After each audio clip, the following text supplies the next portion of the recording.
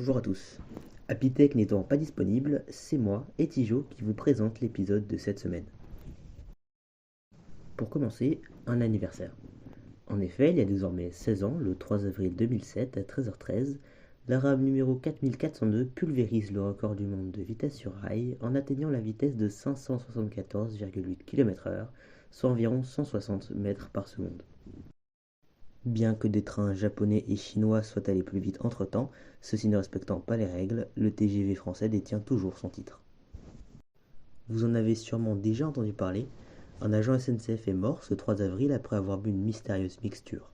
En effet, ce lundi, un voyageur a trouvé un sac abandonné en gare d'Étienne-Châteaucreux et l'a tout de suite ramené aux agents SNCF présents sur place.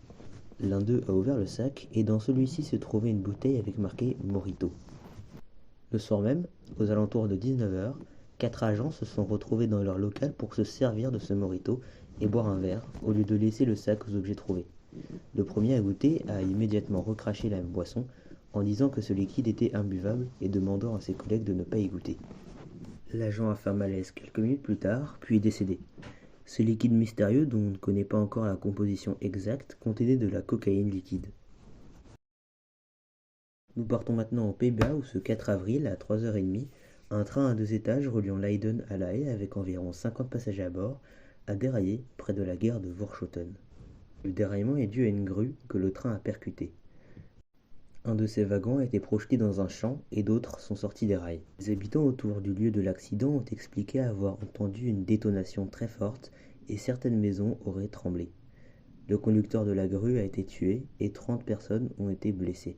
3 d'entre elles se trouvaient en soins intensifs. Une meilleure nouvelle pour finir. Du 1er juillet au 27 août, TGV Lyria proposera une liaison quotidienne entre Genève et Marseille. Cette initiative de la filiale franco-suisse de la SNCF et des CFF permettra de relier les villes d'Avignon, d'Aix-en-Provence et de Marseille en moins de 4 heures, tout en émettant beaucoup moins de CO2 que les trajets en voiture ou en avion. Cette année, une extension de l'offre sera également proposée au départ de Lausanne, permettant ainsi de rejoindre des événements majeurs tels que le Festival de théâtre d'Avignon. Bien que cette initiative soit très positive, certains souhaiteraient que la liaison Genève-Marseille en TGV Lyria soit disponible toute l'année. C'est la fin de cet épisode. La semaine prochaine, ce sera un nouveau membre de l'équipe qui vous le présentera. Il s'agit de Yas Tesselion. Au revoir et bonne semaine à tous.